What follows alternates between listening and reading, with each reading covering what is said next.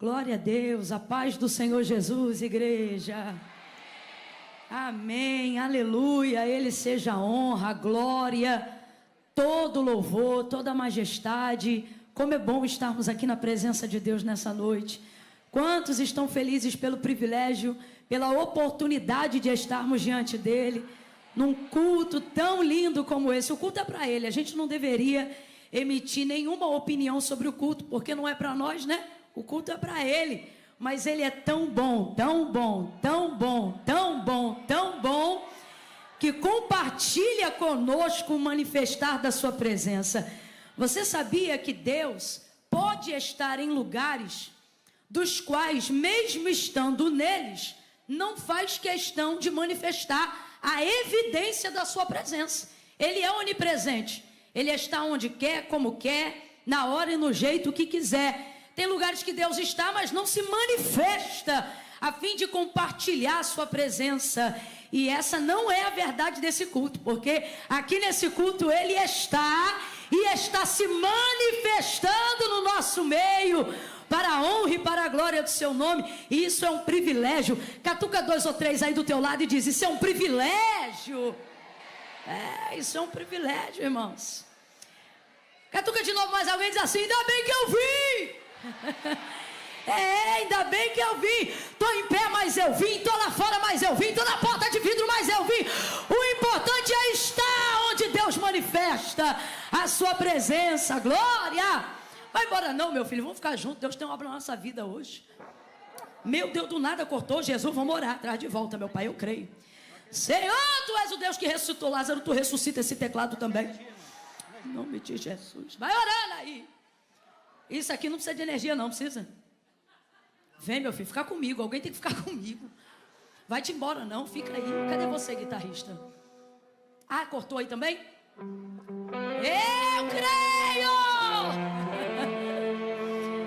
Glória, cadê o baterista? Estava tão bonitinho tocando para Jesus aqui. Foi no banheiro? Tem que ir, né? Uma hora tem que ir, né? Mas se precisar ir, vai, meu filho. Não fica apertado não, tá? Você precisa beber água, alguma coisa? Tem certeza? Então tá bom. É daquele mesmo jeitinho igual tu foi com o pastor. Quando tu perceber que eu fiquei meio doida, tu fica doido comigo, entendeu? Glória a Deus. Você também, meu filho. Obrigada, viu? Glória a Deus. Eu queria pedir à igreja pra gente dar um glória a Deus em especial. Vou contar de 1 a 3, no 3 tu glorifica, tá bom?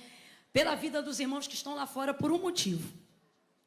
Eles vieram, acredito que com a mesma expectativa com a nossa, mas dobraram a expectativa. Porque, irmão, quem está aqui dentro é crente, mas para ficar lá fora, tem que ser mais crente. Ó, né? Então vamos dar um glória a Deus aí? Dê um glória a Deus. Isso.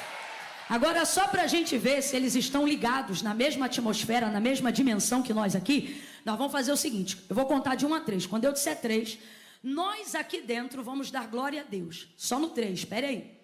Aí se lá fora eles ouvirem, eles vão responder dizendo aleluia. Se a gente aqui dentro conseguir ouvir que a voz deles ultrapassaram as paredes, aí a gente reage dando glória de novo, tá bom? É 1, é 2, é só aqui dentro. Diga glória a Deus.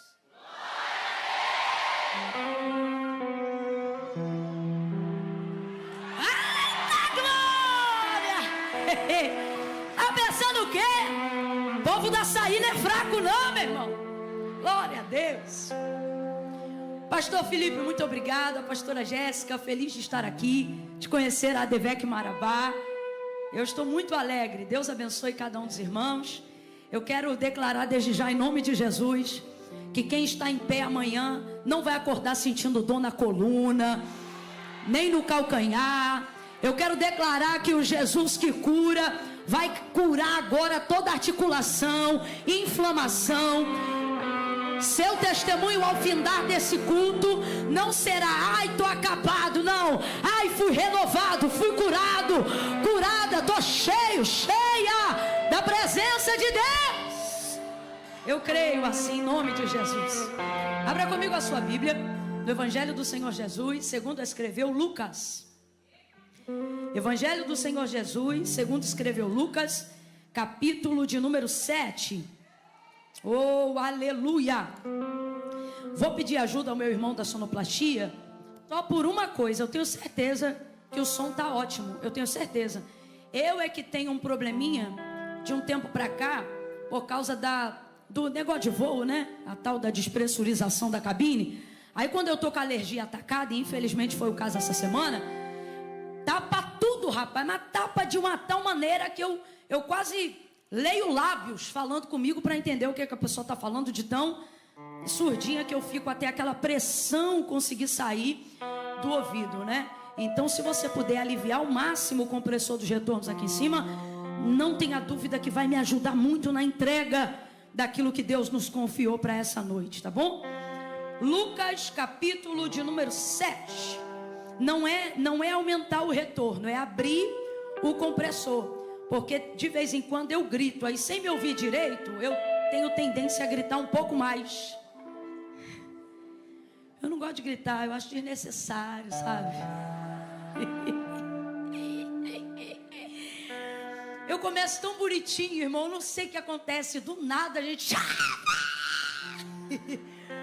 E eu creio que hoje não será diferente.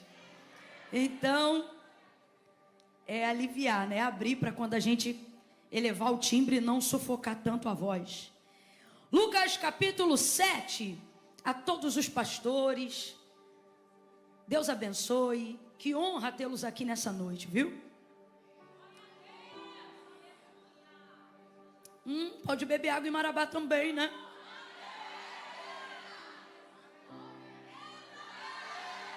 Aleluia!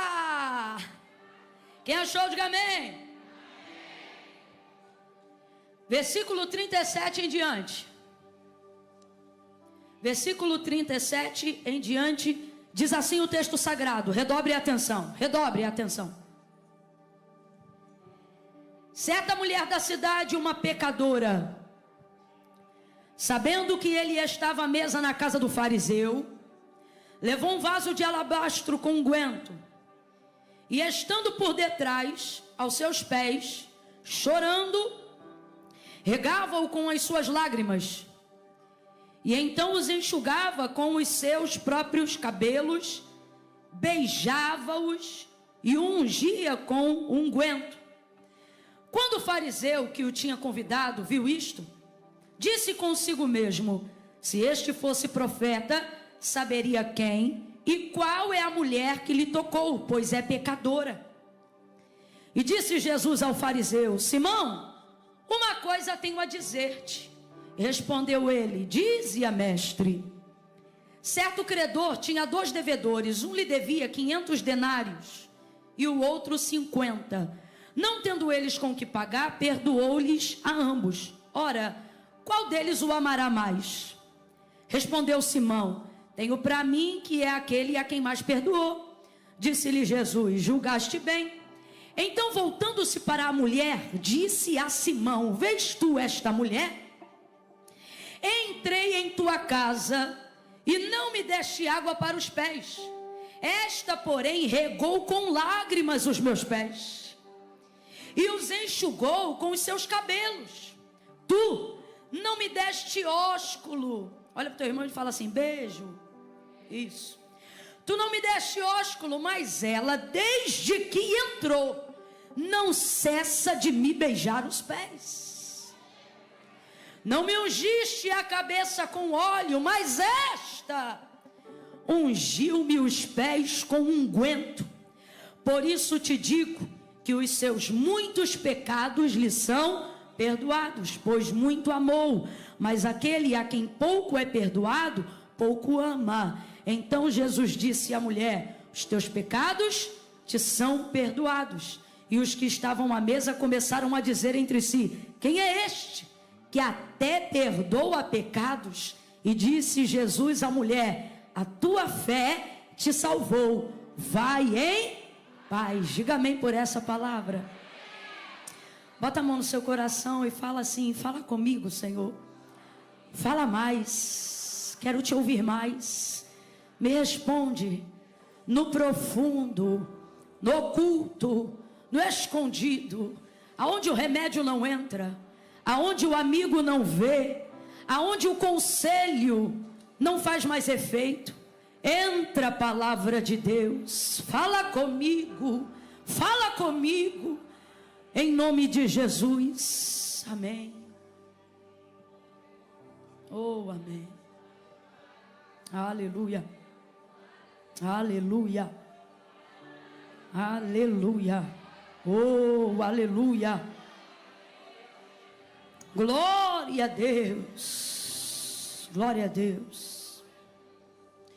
Bom, não tem nem como parafrasear, nem colocar um pano de fundo aqui. A mulher é pecadora mesmo. O texto é categórico em falar que ela é uma mulher pecadora. Aí você pode pensar assim, mas todos nós somos. Mas a ideia textual é afirmar que ela estava na prática do pecado. Então por isso o texto a intitula como a mulher pecadora. E sem querer diminuir a realidade da sua vida, até porque não é necessário diminuir a realidade da sua vida para exaltar a graça de Deus. Pelo contrário, quanto mais dura é a realidade, maior é a graça de Deus sobre a vida dessa pessoa. Por isso você precisa ser extremamente sincero acerca das suas falhas, dos seus defeitos, dos seus pecados. Não minimize nada tentando acessar a graça de Deus. A minimização, a justificativa não promove perdão e nem arrependimento. Quem se justifica ainda não se arrependeu. O arrependido, ele não cobre, ele confessa, ele declara, né? E o texto é claro, a mulher era pecadora, e ela era tão pecadora que eu acredito, se eu não estiver enganada, que esse é um dos únicos textos, se não o único texto, em que ela é tão pecadora, ao ponto de que Jesus só vai dizer para ela o que eu ainda não tinha visto ele dizer para ninguém. O que, Camila? Ele não diz os teus pecados estão perdoados, mas a mulher era tão pecadora que ele diz os teus muitos pecados. Rapaz, essa pecava. Os teus muitos pecados estão perdoados. E aquele alvoroço, quem é este? Que até pecados tem poder para perdoar. Não importa, irmão, qual seja o pecado, ele tem poder. Eu sinto tanta graça de Deus ao falar isso. É tão simples, mas é uma das realidades mais maravilhosas do Evangelho. Não importa qual é o pecado, ele venceu o pecado.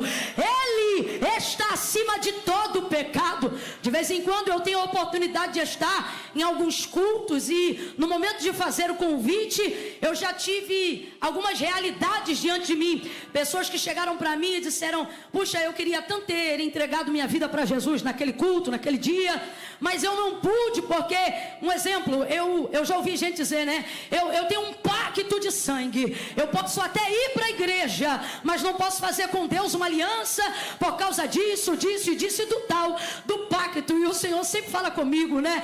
O Senhor diz assim: pergunte aí para esta pessoa que pensa que o que ela fez é maior do que o que eu fiz. Pergunte aí para ela quanto foi de sangue que ela derramou, que o meu sangue não tenha poder para cobrir, não tenha poder para... Eu estou sentindo uma graça de Deus tão grande aqui. Olha para quem está do teu lado e diga assim: o sangue de Jesus. Não, você não falou, diga: o sangue de Jesus paga qualquer dívida. Paga a tua dívida, a dívida dos teus pais, a dívida das alianças e dos pactos de sangue que você tenha feito. O sangue de Jesus cobre, o sangue de Jesus paga. Uramaia canto rebaia, bebe de caia lavara cheia. Talvez você está aqui e está dizendo: ah, Camila, mas eu fiz cabeça. Eu entendo, eu não estou aqui criticando nenhuma outra posição. Eu só estou dizendo que nada do que você tenha feito antes te impede do que você quer fazer hoje. Nada. Nada. Paulo disse que nós somos o corpo de Cristo e somos chamados de corpo de Cristo. Ele afirma, porque Cristo é o cabeça. A cabeça dele também cobre qualquer cabeça. Está acima de qualquer cabeça. Eita glória. Eu não sei a quem, se aqui dentro, se lá fora, se na porta, ou se em ambos os lugares, o Senhor está dizendo: hoje não tem pacto de sangue, hoje não tem cabeça, hoje não tem rito anterior que seja capaz de te impedir de tomar a decisão que tu saiu de casa doido para fazer. Deus está falando, Deus está falando. Vai criar um alvoroço. Quem é esse? Isso é incrível, isso é maravilhoso. Mas isso foi antecedido por uma atitude bem menos espiritual do que parece. Porque tudo que Jesus vai fazer por essa mulher manifesta-se no espiritual e evidencia uma realidade física. Só que o que vai provocar isso é uma atitude consciente, racional e emocional. Veja o que vai ocorrer. Simão é um fariseu. Simão é o quê? Fariseu. Simão convida Jesus para um jantar em sua casa, mas na verdade está convidando ele para medir, está convidando ele para aferir, está convidando ele porque quer observar ele. Se fosse nos dias de hoje, está convidando ele porque só quer tirar uma foto e ver se ele vai ter todos os likes e curtidas desejadas dos seus seguidores de Jerusalém. O interesse é basicamente esse. E aí ele convida e Jesus vai. Jesus vai até a casa de Simão fariseu e está à mesa posta. É interessante porque em todas as versões há o mesmo apontamento. Qual? Quando Jesus vai confrontá-lo, em razão dele estar julgando a mulher pecadora em pensamento, por causa do ato de adoração dela diante de Jesus, esse que a gente acabou de ler, ele vai confrontar Simão apontando a mulher como exemplo da recepção que ela deu para ele na casa que era de Simão. Vamos lá, só para a gente entender. A casa é de quem? Simão. Quem é o anfitrião? Quem convidou Jesus? Então Simão deveria recebê-lo. Recebê-lo como Jesus disse que ela o recebeu. Mas pasme, ela não mora lá. O texto diz que ela foi para lá quando ouviu dizer que Jesus estava na casa de Simão fariseu. Pegou um vaso de alabastro e se dirigiu para lá. Então, enquanto Simão está julgando ela em pensamento e julgando Jesus também, avaliando a conduta dele permitir que uma mulher como ela o adore, e na sua cabeça ele vai dizendo: se fosse profeta de verdade, saberia que essa que está tocando nele, olha o asco, olha o nojo. Se ele fosse profeta de verdade, aqui ele pensando, saberia que esta aí que está se aproximando dele, que está tocando nele, é uma mulher pecadora. Aí ele está pensando, é ele pensar. Jesus diz assim: Simão, eu tenho uma coisa para te falar. Aí o hipócrita diz assim: dize-a, mestre. Aí é aqui que vem o confronto. Olha o que Jesus está dizendo. Eu entrei em tua casa. Jesus não diz eu fui recebido. E agora eu pergunto para você: tem diferença? Sim ou não? Uma coisa é entrar, outra coisa é ser recebido. Entrar, você entra em qualquer lugar que a porta está aberta, que te permite entrada. Ser recebido é outra coisa. Uma coisa é eu entrar, outra coisa é ao entrar você dizer: peraí que eu vou passar um café.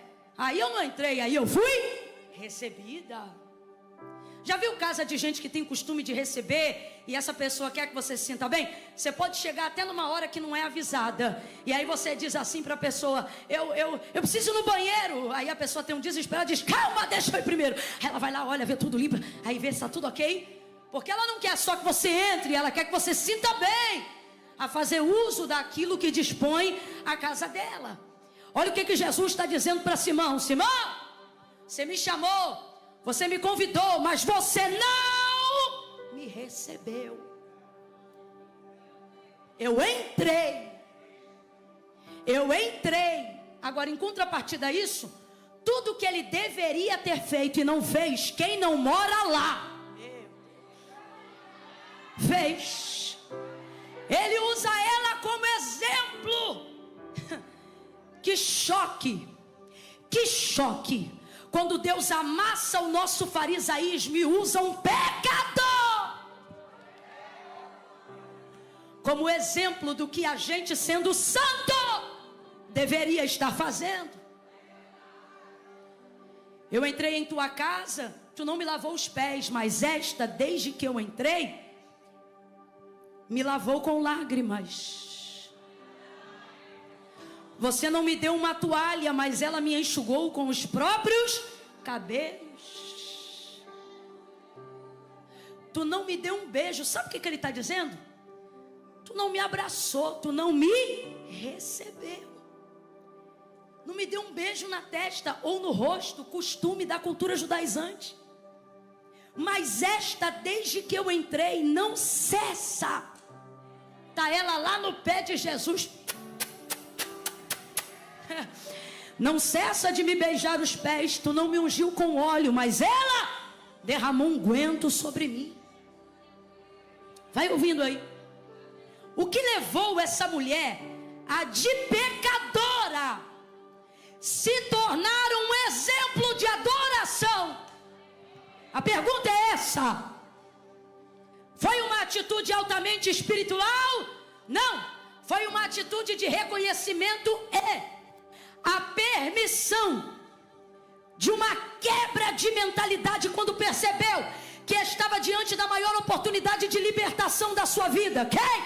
Jesus. Ela programou esse banquete? Não. Ela planejou estar nesse jantar? Não. Qual foi qual foi o único motivo que levou ela para a casa de Simão, que era um fariseu? O fato de saber que quem estava lá? Quem estava lá? Quem estava lá? Bora! Quem estava lá?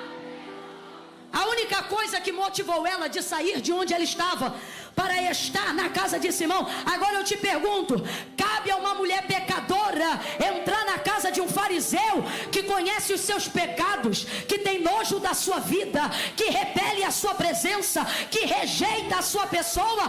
Quem é que quer estar num ambiente hostil? Quem é que quer estar num ambiente onde é rejeitado? Quem é que quer entrar num ambiente onde é destratado? Quem é que quer entrar num lugar onde ninguém te convidou? Quem é que quer se comportar como penetra numa festa onde você não foi convidado? É tudo isso que ela teve que atravessar. E qual foi a motivação dela? Diga o nome dele, diga o nome dele. Vem, qual foi a motivação dela? Qual foi a motivação dela? A motivação dela atravessou o climão, atravessou a acusação, atravessou o julgamento, atravessou a oposição, atravessou a rejeição. Motivada por uma única pessoa, ela não se importou com mais ninguém ali. Escute, motivada por uma única pessoa, ela não pensou o quanto ela poderia ser rejeitada, ela só pensou o quanto ela poderia ser perdoada. Ei. Dependendo do que você quer e do tanto que você quer, o que você quer, não importa o que os outros não querem para você. Sabe qual é a posição dela na casa de Simão? Penetra, só para eu ter certeza que você está me ouvindo bem. Qual é a posição dela na casa de Simão? Ouça isso. Toda a casa, não só de judeu, até de um estrangeiro, qualquer um, naqueles dias em Israel, mas principalmente em Israel, porque essa é a cultura do judeu. Qual? Se você vai fazer uma festa, um banquete, seja lá o que for, e vai convidar pessoas, você precisa deixar a porta ou o portão que dá para a rua aberto. Vamos lá, o portão tem que ficar como? Isso. É uma maneira de você dizer assim, olha, principalmente se você for fariseu, ou seja, um bom cumpridor da lei. É uma maneira de você dizer assim, olha, minha casa está aberta para todos. Quando há comida, eu alimento a qualquer um, e o estrangeiro sempre será bem-vindo em minha casa. Então a porta fica aberta. Só que a verdade é que a realidade era diferente da filosofia da cultura. Qual é a realidade? A realidade é que você não é bem-vindo aonde você não foi convidado. Todavia cumpria-se o protocolo da cultura, que era qual? Deixa a porta aberta, que para quem quiser entrar e ver como eu sou generoso. Vai ver como eu sou amistoso, tá compreendendo? Vai ver como eu sou um bom cumpridor dos meus deveres. Então a porta fica aberta, qualquer um podia entrar. Mas tinha uma condição e um critério estabelecido pela cultura, que era qual, Camila? Uma vez que você não é convidado e você entrou naquela casa, você precisa procurar ou uma parede ou uma cortina de uma tenda, se fosse o caso, e se posicionar de costas para ela, como eu vou fazer aqui agora, colocando as duas mãos para trás. de preferência de cabeça baixa. Era uma maneira de você demonstrar aos que estão presentes, aos convidados, aos que estão servindo a comida. Era uma maneira de você dizer assim: me sirva por último, porque eu estou aqui, mas não fui. Eu estou no meio de todo mundo, mas eu não sou. Então eu vou comer o que sobrar. Eu só vou falar com quem falar comigo. Totalmente limitado pela força de um critério burocrático que visa favorecer o anfitrião de nobreza, mas que na maioria das vezes não tinha nobreza nenhuma, não lhe servia os pratos, não lhe envolvia na conversa, não lhe dava um beijo, não lhe dava um abraço. Agora veja que posição semelhante a Jesus ela estaria se tivesse obedecido o protocolo, mesmo não tendo sido convidada. Eu vou lhe dizer por quê. Qual é a posição do penetra? Pode ficar de mãos encostadas na parede ou numa cortina, para que as pessoas vejam que você está ali, mas não foi convidado. Agora, quando Jesus vai olhar para ele, eita, e vai usar ela de exemplo, veja que ele está à mesa, ele foi convidado, mas ele está dizendo o que é para Simão: tu me trata do mesmo jeito que me trata ela. Por quê? Não fui beijado, não fui lavado, não fui ungido, eu não fui recebido. Eu também não fui recebido. Sabe por quê? Independente de pecado ou não, normalmente a maneira como tratamos as pessoas revela como nós nos relacionamos com Deus. Simão está deixando claro naquela noite que tipo de pessoa ele é. Olha para quem está do teu lado e diz: Deus me livre. Ih, ficou com medo, né? Olha para o teu irmão e diz: Deus me livre. Deus me livre de tratar as pessoas tão mal ao ponto delas pensarem: esse aí que é crente? Essa daí que serve a Deus? É esse daí que fala com Deus? É ela que está na igreja todo domingo? É esse aí que é o pastor da igreja? Meu Deus! Diga de novo: Deus me livre. Aí veja. Simão está lá julgando ela. Essa mulher não está com a mão para trás, não foi caçar parede. Rapaz, a bicha é penetra, mas não se comportou como penetra. Que louca! Mano do céu, que doida! Qual é o protocolo, filhinha? Tu não foi convidada. Entra, encosta e ó. Entra, encosta e para. Veja o povo comer, mas não coma. Veja o povo se relacionar, mas não se relacione. Veja o povo falar, mas não fale. Você só pode ver, só pode ouvir. Você será espectadora. Você é um espectador. Você vem, mas não entra. Participa, mas não se envolve. O pecado é quem faz isso com a gente, não é o Simão. É o pecado que faz isso com a gente, não é a cultura. Sabe por quê que é o pecado?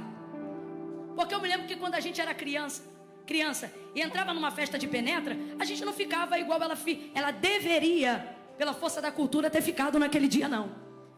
Só quem já foi penetra aí, não precisa levantar a mão, não. Quando a gente era criança, parecia igualzinho esse capítulo. Pessoal que era mais simples fazia festa, e por ter muita gente, tinha cadeira na calçada e a porta ficava aberta. E o que ditava a regra da festa era óbvio: só vai entrar quem é convidado. Como o quintal lá de casa era muita criança, normalmente não convidavam a gente quando não tinham dinheiro para fazer uma festa muito grande, porque era eu, meus tios, minhas tias, todo mundo, a gente andava em banda igual tribo. Aí eu me lembro que a gente ia pra rua brincar na hora da festa. Bola pra cá, bola pra lá. Daqui a pouco eu pegava a bola, jogava de propósito na casa da vizinha. Peraí que eu vou pegar. Precisa não, tia, deixa que eu pego. Já entrava dentro da casa, pegava aquela bola. E nisso que pega a bola, já um guaraná. Quero, obrigado. Passava uma bandeja de salgadinho. Obrigado. Que era pra levar pros amigos que estavam na rua. Daqui a pouco joga a bola de novo. Peraí que eu vou pegar pensou não, deixa que eu pego. Às vezes tinha briga na rua dizendo, não, agora quem vai pegar sou eu. Que era para poder usufruir da festa. Você podia conseguir deschavar no meio da festa, todo momento da festa, enquanto o bolo não partia. Porque na hora que o bolo fosse partir, ai, peleja, as crianças faziam uma fila. E festa de gente simples igual a gente não era feita assim, não. Olha o que determinava a festa do pobre. Vai fazer festa? Vou. Vai querer bolo? Vou. Esse bolo serve quantas pessoas? A gente não escolhia o bolo que queria, era a fatia. Você lembra de um raio, de um bolo surpresa, que já vinha no alumínio? Não tinha isso aqui no Pará, não? Tá fingindo que nunca foi pobre, né? Eu tô bem de olho em você. Aquele bolo já era contado. Aí a gente entrava, não era contado, filho. Aí a gente já entrava na fila e entrava, era a hora. Faz um clima tenso aí, minha filha. Tenso. Isso, vem mais tensa. Tava a gente na fila indo e de cabecinha baixa aqui, ó, criança. Aí a tia olhava pra gente, sabendo que não podia faltar bolo pra quem foi. Dizia assim, ó, fica ali naquele cantinho, que tu já foi penetra. Ou tu era mãe, tu era tia. Fica ali naquele cantinho que se sobrar a tia vai dar pra você. Não era maldade, é porque ela não podia tirar dos convidados e dar pra quem não era convidado, quem foi convidado ficar sem bolo. Agora eu te pergunto, criança tem orgulho? Eu não tinha, irmão. Quando ela dizia assim, ó, fica ali no cantinho, porque se sobrar a tia dar, era na hora. Eu meti um olho em cima daquele, vai sobrar. Eu ficava ali aguardando a hora do bolo sobrar. Vai sobrar. Quando sobrava era uma alegria, mas às vezes sobrava não. E você acha que eu ia pra casa não dormir porque eu não comi bolo? Eu já tinha comido salgadinho, já tinha comido pastel de vento, suco de groselha. Eu já tinha comido, eu sou dessa época. Era tanta coisa que eu tava tudo bem. Criança não tem orgulho. Agora, você falar de um adulto, pegue um adulto numa festa e diga pra ele, sente ali, se sobrar eu te dou. Ele levanta e vai embora na hora. Por quê? Porque você tem orgulho, você tem brio. Nós somos adultos, quem está entendendo, diga amém. Agora diga, a mulher pecadora é adulta, sim ou não? Sim ou não? Dependendo do que você quer, você vai precisar amassar o orgulho. Quem está entendendo o que o Espírito de Deus está falando aqui? Dependendo da libertação que você deseja, vai ter que amassar o orgulho.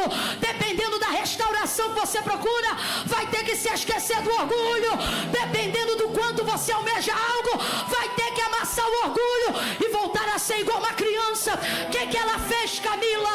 Ela não está nem aí. Ela vai arrebentar com o protocolo, ela vai arrebentar com a burocracia da cultura, e ela vai direto aos pés de Jesus. Não olha para ninguém, olha para ele que o orgulho não te vence. Olha para ele que a vaidade não te vence. Olha para ele. Oh!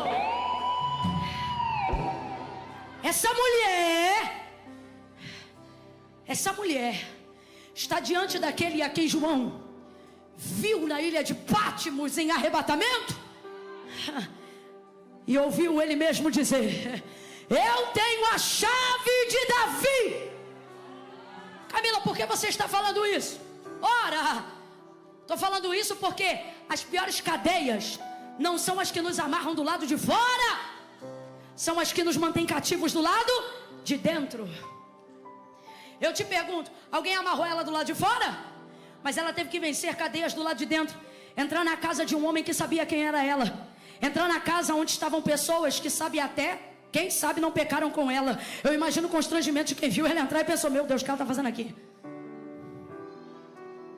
Quem não está no seu lugar sempre vai querer determinar onde você deve estar. Só que nada disso oprimiu, nada disso imobilizou ela. Ao contrário do que a cultura daqueles dias determinava, ela arrebentou com qualquer limitação do lado de fora. Camila, E quando é que a gente consegue fazer isso? Quando a gente derruba essas barreiras do lado de dentro. Camila, e o que normalmente amarra a gente do lado de dentro? Olha para cá. Não são cordas, não são algemas. O que normalmente nos amarra do lado de dentro é o rótulo que deram pra gente. É a consciência que a gente tem do erro que a gente comete. Você que está aqui agora me ouvindo, você diz assim: eu sirvo a Deus, mas não faz o que Deus manda com medo do que as pessoas vão pensar. E por que você faz isso? Porque o Deus que você diz que ama, na verdade, não é o Deus que você serve. Quem é o Deus que você serve? Sua consciência. A versão idealizada do Deus que você criou. Você acha que Deus pensa de você o que as pessoas pensam, que Deus pensa de você o que você pensa, e com isso você vai se tornando carcereiro de si mesmo, carcereira de si própria. Você só faz o que tem a aprovação dos outros, só faz o que vai ser aplaudido pelos outros. Suas ações são medidas e pensadas, suas decisões são todas espaldadas em: vou agradar minha família, vou agradar quem me ama, vou agradar meus seguidores. E o que está te amarrando? Se eu pudesse dar um nome para essa corda, eu diria orgulho. Se eu pudesse dar um nome para essa algema, eu diria vaidade. A vaidade de ser amado, de ser aceito, a vaidade de ser apoiado por todos, a vaidade de ter seguidores. E aí, sem perceber, você aparentemente tem sucesso, mas na verdade é um cãozinho na coleira, sendo guiado por algoritmos, sendo guiado pela vontade do povo, sendo guiado por arroba, sendo guiado por patrocínio. Se for desagradar, eu não posto, vou perder seguidor. Se for chatear, eu não falo, eu não quero perder amigo. Às vezes Deus permite a gente perder tudo que achava que era importante para aprender a reconhecer o que tem valor. E o que tem valor? Liberdade tem valor. Liberdade tem valor. Essa mulher não se importou com o que iam dizer dela. E por que não se importou? Porque um comentário a mais ou a menos, para quem já é falada. O que é um mal educada para quem já é taxada de nomes muito piores na sociedade? O que é uma abusada para quem já é taxada de coisa pior na sociedade? Veja! Essa mulher não tem mais esse orgulho, esse brio, essa vaidade. Eu não estou dizendo que você tem que pecar até perder isso. Não!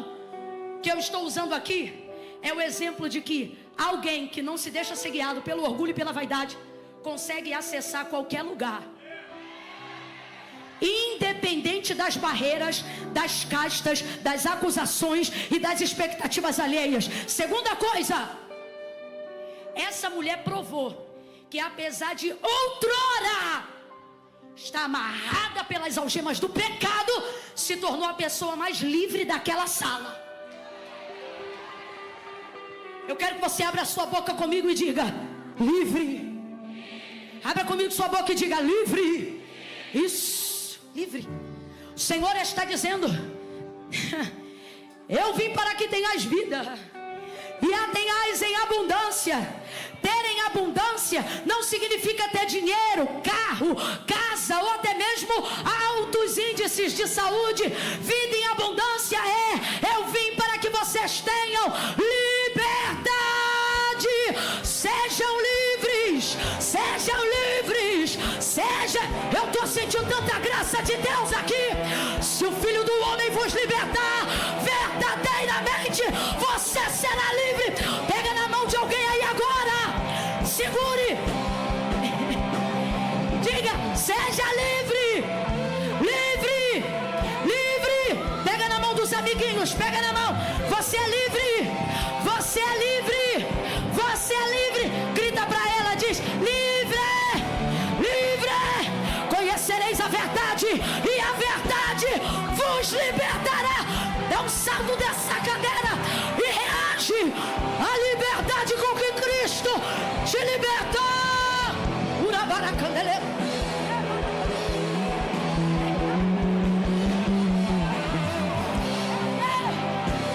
Livre.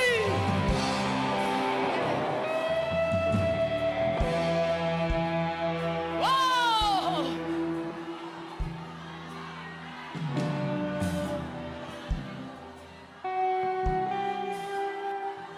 Isso tem valor. Nada vale mais do que isso. A polarização na política hoje no Brasil não é uma luta por poderes, é uma luta por liberdade. Porque não há nada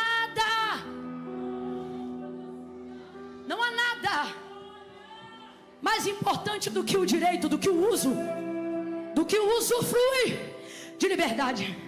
O que é que te torna um crente poderoso? Quando você percebe que Satanás não exerce mais poder sobre você.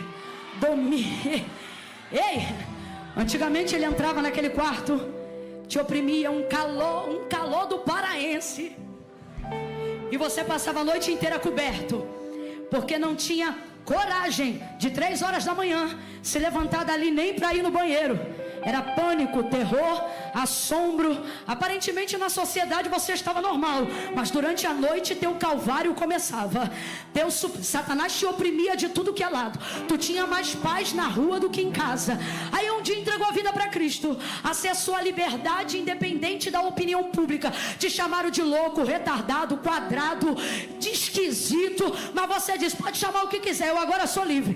Aí Satanás um dia pensa que pode continuar do mesmo jeito. Vai te oprimir na madrugada, no mesmo quarto, na mesma cama, debaixo da mesma coberta, do mesmo pecado, da mesma pornografia, do mesmo desejo. E aí ele encontra alguém que desfrutou de liberdade e não quer mais voltar para o cativeiro. Ele vem por um caminho e por 7 ele foge da tua presença.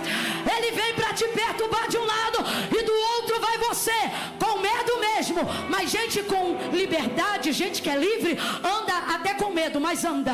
Profetiza até tímido, mas profetiza. Vai ela tremendo no corredor de casa. Aquele que habita no esconderijo do Altíssimo, a sombra do Onipotente descansará. Direi do Senhor, Ele é o meu Deus.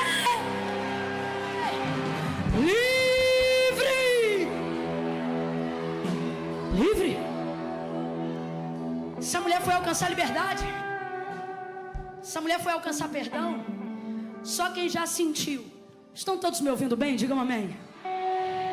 Só quem já sentiu o alívio da redenção. Irmão, vou falar um negócio, eu não sou hipócrita não, tá? Carro é muito bom, casa, amigo, festa, viagem.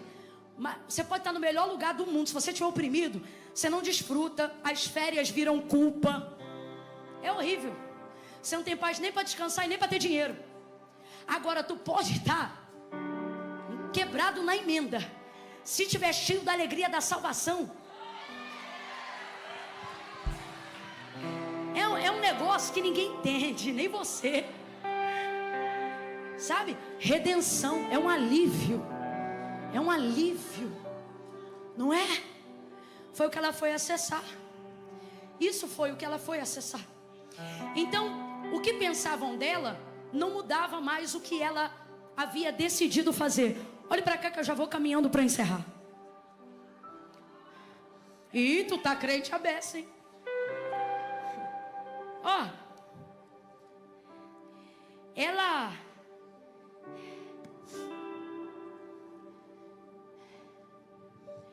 tomou uma decisão que agora a pressão do que pensam sobre ela não tem mais o poder de intervir na decisão que ela tomou. Por isso que às vezes, escute isso, a opinião pública, a sociedade, a família, as pessoas, por que não dizer às vezes até os cônjuges, marido, esposa, pressionam de um lado. E dependendo do nível de pressão que eles exercem sobre nós, não sejamos hipócritas, determinam sobre as decisões que vamos tomar. Só que quando Deus, eu não estou falando Camila, eu não estou falando igreja, eu estou falando Deus. Quando Deus vê no seu coração desejo de alcançar libertação plena, conhecimento pleno da verdade, redenção plena, perdão de seus pecados, e ele percebe que a pressão da opinião pública, famílias e etc., pende a corromper a decisão que você deveria tomar, que é qual? Confissão, rendição, aceitação, humilhação. Tudo isso faz parte do plano da salvação. E aí essa pressão te impede de fazer o que você sabe que tem que fazer.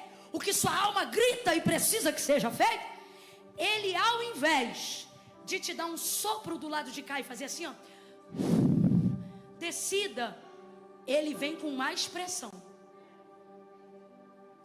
e te pressiona a alma do outro lado, a mente do outro lado, alguns aqui até a carne do outro lado. Pressiona de tal forma que quando alguém quer te pressionar do lado oposto da vontade de Deus, nada e nem ninguém tem mais poder do que Deus quando quer pressionar alguém. Tem marido que diz assim: eu não faço tal coisa porque minha mulher não me dá paz. O Senhor está dizendo: tu acha que tua paz está na mão dela? Deixa eu te mostrar como é que eu tiro a paz de um homem. E vamos ver se tu vai ficar subordinado à tua esposa ou à minha vontade. Eu não sei para quem, mas Deus está dirigindo algumas pessoas aqui. Ei! E Ele está dizendo: a pressão deles você suporta, mas a minha, só tem um caminho para quem eu pressiono. Qual? Rendição. E outra, Deus só pressiona quem Ele ama. Se não ama, vai ficar à vontade. Tem gente que rejeitou tanto, que às vezes está entregue às próprias paixões, como disse Paulo. A esses Deus não pressiona. Eu já vi crente fiel chorar, dizendo: Deus, olha como o outro fala, olha como o outro faz, e ele parece que enriquece cada vez mais, prospera cada vez mais, cresce cada vez mais, todo errado, pecador, falador, mentiroso, 7-1, vacilão. E só cresce, olha, inclusive falou mal de mim esses dias, e o Senhor não fez nada. Eu estou chateado com o Senhor. Vai lá e fala com ele, vai lá e aperta ele, vai lá e espreme ele, vai lá e disciplina ele. Aí Deus vem para você e diz assim: não me manda aí onde eu não quero. Lá eu já não vou há muito tempo, mas te espremo porque te quero, te disciplino porque te quero.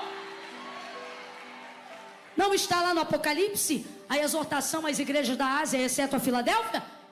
Disciplino, castigo, corrijo todo aquele a quem eu... Olha para quem está do teu lado e diga: essa pressão toda em cima de você. Não, vai, profeta, prega aí para quem está do teu lado. Diga: essa pressão toda em cima de você é Deus te amando e pressionando para não te perder, para você aprender a tomar a decisão que agrada a Ele, que liberta a tua alma. Ela não se importou. Como que diziam dela? Não importa mais, não importa. Aí vamos lá, versículo 38. E estando por detrás, aos seus pés chorando, regava-o com suas lágrimas e o enxugava com seus próprios cabelos e beijava-os e ungia com unguento. Fala assim comigo: ela deu um show de adoração. Tem religioso que não está pronto para ouvir isso.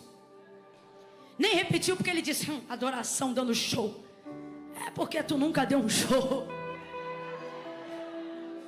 Qual é o nome disso? Adoração espontânea. Complete para mim se você ouviu bem. Adoração? Adoração? Como é que a gente sabe que a adoração é espontânea? Haja vista que é difícil medir a adoração, uma vez que ela sai do coração e não de rituais. Simples. O unguento foi programado, mas a quantidade de lágrimas...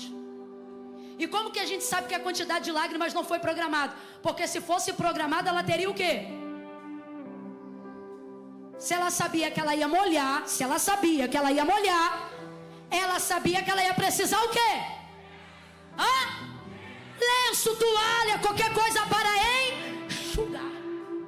Só que ela tinha lenço, toalha, guardanapo, mas lágrima ela tinha de sobra. Sabe o que é isso aqui? Adoração espontânea. E por que é adoração espontânea? O unguento eu levo. Agora o que vai acontecer depois da entrega, eu não programo. Se eu vou chorar, se eu vou manifestar demônio, ela deve ter pensado qualquer coisa. Só que quando você só pensa em entregar, o resultado não é vergonha, é honra. É honra. Ela só pensa em entregar. A única coisa que ela programou foi a entrega do unguento. Completa para mim, por favor. favor. A única coisa que ela programou foi a entrega do... que é o óleo. Fora isso, ela não programou mais nada. Vou lá e vou entregar. Só que quando ela o viu, olha para mim. Vamos silenciar aqui, só por um instante, que isso aqui eu quero que eles imaginem. O pedal pode ficar. Isso ajuda a imaginação, não é? Imagina você cheia de pecado, cheio de pecado, podrão no mundão. Imagina que nem você se vê capaz de que Cristo te aceite. Mas pense assim: ele faz um trabalho tão bom que eu vou lá levar uma oferta. Imagine algo assim. E aí você diz assim: mas a casa de Simão fariseu, desgraçado, me odeia, vive falando mal de mim. E fala mesmo, porque eu também sei o que eu faço. E ele também sabe o que ele faz. Mas Jesus está lá, que outra oportunidade eu vou ter? Está tão pertinho. Vou lá.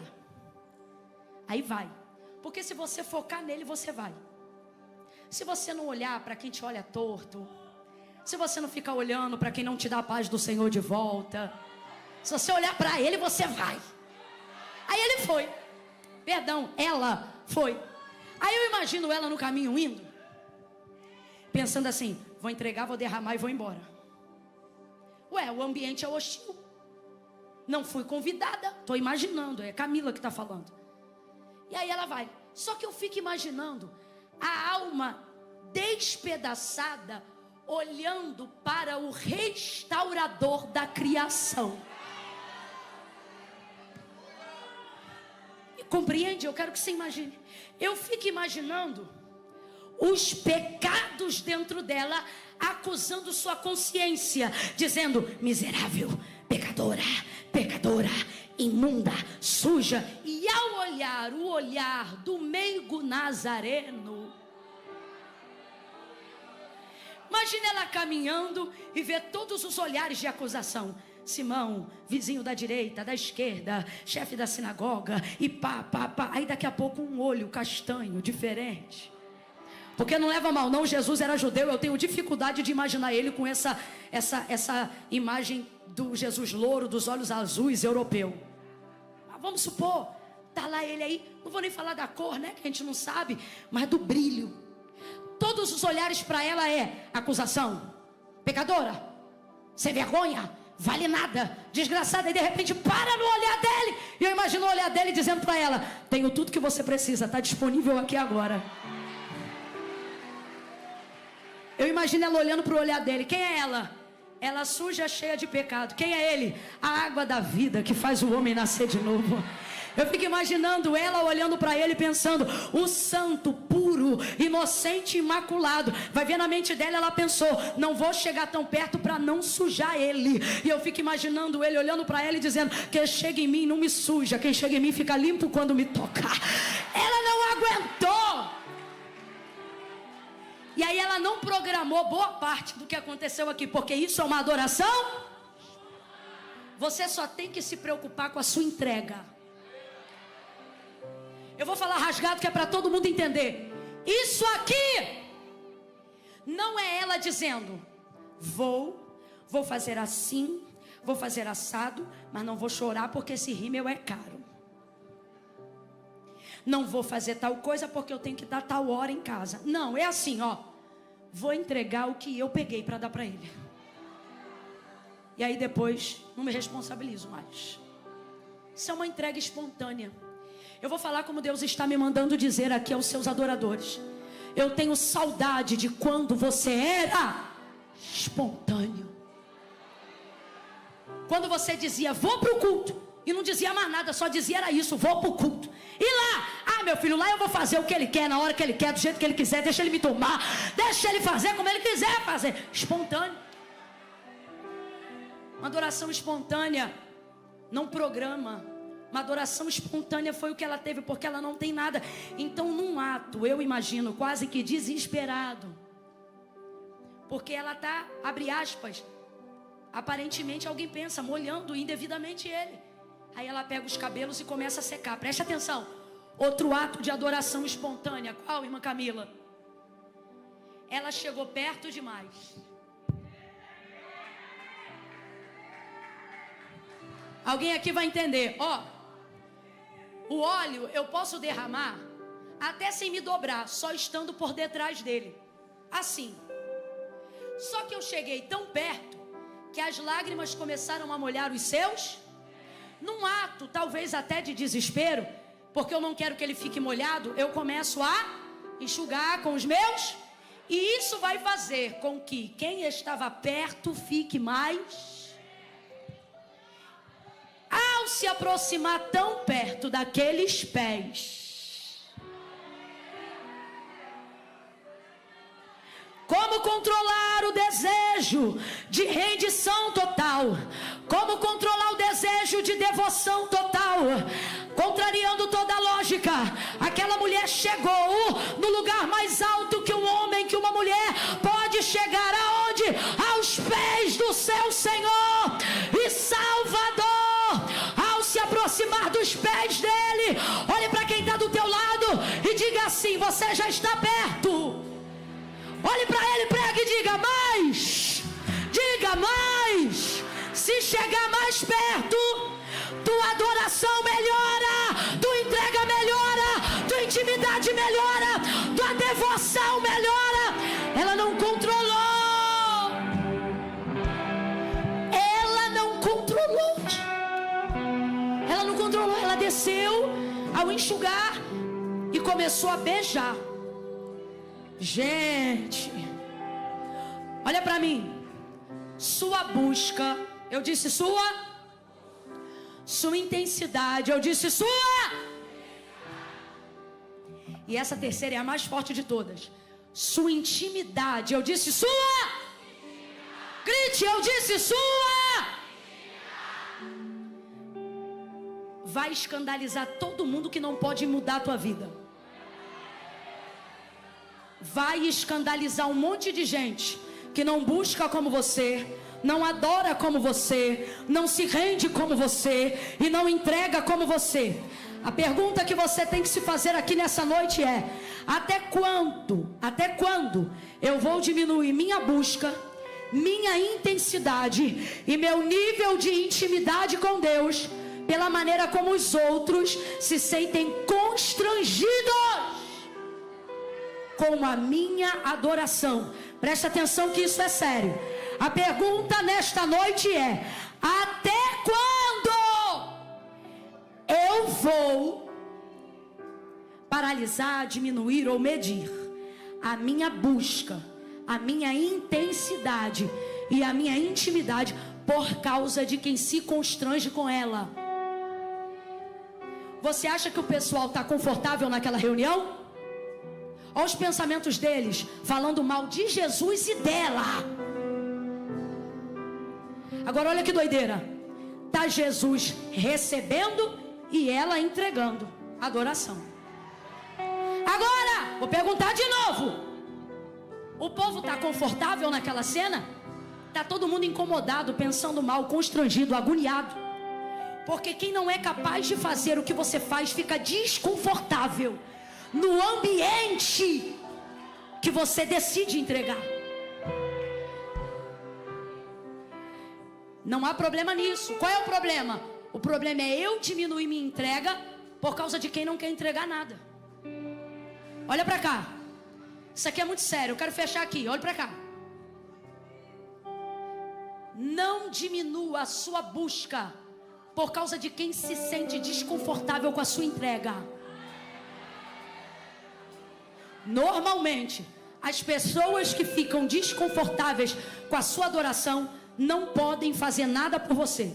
Mateus capítulo 15, versículo 21 em diante. Uma mulher saiu das cercanias de Tiro e Sidom e ela gritava, bora que se eu não cansei você também não pode ainda não. Ela gritava dizendo: Senhor, filho de Davi, tem misericórdia de mim, que minha filha está miseravelmente endemoniada. Mas Mas Jesus já havia dito aos seus discípulos que quando passasse pelas cercanias de Tiro e Sidom, não queria que ninguém soubesse que ele estava ali. Mas esta mulher gritava. Os discípulos ficaram constrangidos e agoniados com aquilo. Chegaram a Jesus e disseram para ele: mestre, despede a que vem gritando atrás de nós. Despede é o que, gente? Manda embora, resolve logo, faz alguma coisa para que ela pare de gritar. Eles estão incomodados com a gritaria dela, sim ou não? Sim ou não? Só que era a única oportunidade da vida dela de buscar e de viver a libertação da filha dela. Então veja, eles estão constrangidos, eles estão incomodados, eles querem que Jesus mande ela embora, mas o texto diz que ela não parava e ela dizia: filho de Davi, tem misericórdia de mim. E os discípulos estão dizendo: mestre, despede-a, manda embora, pois vem gritando atrás de nós. Ele não respondia nada, mas ouvia tudo. Sabe o que ele está dizendo? Teu problema é que quando você me busca, você ouve a voz dos outros, mesmo quando eu não disse nada. Fica a dica: se eu não disse nada, é porque eu não estou incomodado. Continua buscando, continua gritando, continua clamando. A mulher continuou. E eles dizendo: despede, manda embora. Manda embora. Responda para mim: Jesus mandou a Canané embora? Ele está falando aqui com a gente. Até quando você vai permitir que a opinião dos outros determine a sua busca? Quem se incomoda com a sua forma de adorar não pode mudar a sua vida. Quem se incomoda com o seu dízimo, às vezes nunca dizimou. Quem se incomoda com a sua oferta, nunca entregou nada. Quem se incomoda com a sua devoção, com o seu serviço na igreja, não serve a Deus em lugar nenhum. Aí Deus está dizendo: até quando você vai dar ouvidos a quem não muda nada na tua vida? Continue. Aí Jesus disse: Simão, eu tenho para mim que Simão tomou um sustão. Imagina isso aqui. Esses dias eu estava com um amigo querido. Ele é querido, mas é chato a beça. Porque uma coisa não tem nada a ver com a outra, não é? Dá para ser querido e ser chato ao mesmo tempo. E ele é chato. E aí ele chegou e falando dele mesmo, aqui ó, falando dele mesmo, ele disse assim: é porque assim, eu sou, entenda, eu sou assim um pouco, como é que eu vou dizer? Eu sou um pouco, aí a minha mente, eu pensei assim: chato. Não falei, só ele dizendo, eu sou um pouco, como é que eu diria? Eu sou um pouco, aí na minha mente, eu, chato. Aí quando eu pensei, ele fez assim, chato. Me deu um susto tão grande, eu falei: meu Deus, acho que eu falei. Mas não tinha falado, eu tinha pensado. E calhou de ser o que ele ia falar, porque de fato ele reconhece que é chato. Eu fico imaginando Simão olhando para Jesus, olhando para a mulher e dizendo assim: profeta, só pensando, se fosse profeta de verdade, saberia que ela é pecadora. Olha lá, ela tocando nele. E enquanto ele pensa, logo em seguida Jesus diz: Simão, aqui, uma coisa tenho a dizer-te. Aí o hipócrita: dize-a, mestre. Olha o falso. Dize-a, mestre. Aí ele diz: entrei em tua casa, e aponta para ela. Se ela estava chorando, enxugando o cabelo, derramando unguento e beijando, ela estava onde? Aos pés. Ele aponta e diz assim: mas esta. Por que ele diz mais esta? Porque o pensamento dele era: se ele fosse profeta de verdade, saberia que esta, quem é? Aí o Senhor dá continuidade à fala no pensamento dele, dizendo: Simão, uma coisa eu tenho a dizer-te. Eu entrei em tua casa, tu não me lavou os pés, não me recebeu com ósculo, não me ungiu. Aí aponta para ela: mas esta, penso eu que aponta, porque esta é indefinido. esta me lavou com lágrimas, enxugou com seus cabelos. E agora vem a melhor parte. E desde que eu entrei, ela não cessa. Em outras versões vai dizer assim, ó, ela não cessou. Então, em ambas versões, há o mesmo significado. Qual, Camila? Significa que enquanto Jesus falava dela, ela ainda estava em ato de adoração. E em que ato ela estava? O do beijo. Ela estava o beijando. Isso aqui é adoração porque é aos pés de Jesus em devoção. Então, olha isso. Enquanto Jesus defende ela para o fariseu, ela continuava beijando, adorando. Então olha o que está rolando aqui. O pau está quebrando na casa. É guerra fria, mas é guerra. Pensamento atravessado, seta voando para tudo que é lado, acusação, espírito contrário, faccioso. Tem rejeição, tem acusação, tem pecado. O pau está quebrando no mundo espiritual e no mundo social, físico. E a mulher? E Jesus? Ela lavou, ela enxugou, ela beijou. Não, você não entendeu o que está rolando. Enquanto ela está beijando, ele vai defendendo. Enquanto ela está beijando, ele vai protegendo. Enquanto ela está adorando, ele vai guerreando por ela. Enquanto ela está adorando, ele levanta a reputação dela. Enquanto ele está adorando, ele perdoa os pecados dela. Jesus está dizendo para você: não responda os acusadores. Vai me adorando que eu respondo. Vai me adorando que eu falo. Vai me adorando que eu defendo. Vai me adorando que eu te protejo. Vai me adorando que eu te blindo. Pega na mão do irmão. Pega na mão do irmão, vai. É a última vez que eu vou te pedir isso. Segura a mão de alguém aí agora. Vai, segura. Meu Deus. Segura. Você não segura não, só eles. Segura a mão do irmão. Vai sacudindo ele. E diz assim: aumente a intensidade. Aumente a espontaneidade. Aumente a adoração. Diga: porque Deus vai aumentar a defesa, vai aumentar o perdão, vai aumentar o cuidado. Tira ele da cadeira, bota ele de pé. Reaja. Bota a Bíblia no banco, bota tudo na cadeira. Fica de pé. Recebe. Ministério de louvor, corre. Recebe. A honra é tua, a glória é tua. Mas a adoração, a entrega é minha. Eu não vou me importar. Vou te adorar. Ei, eu não vou responder o zap. Eu não vou responder comentário de Facebook. Eu vou te adorar.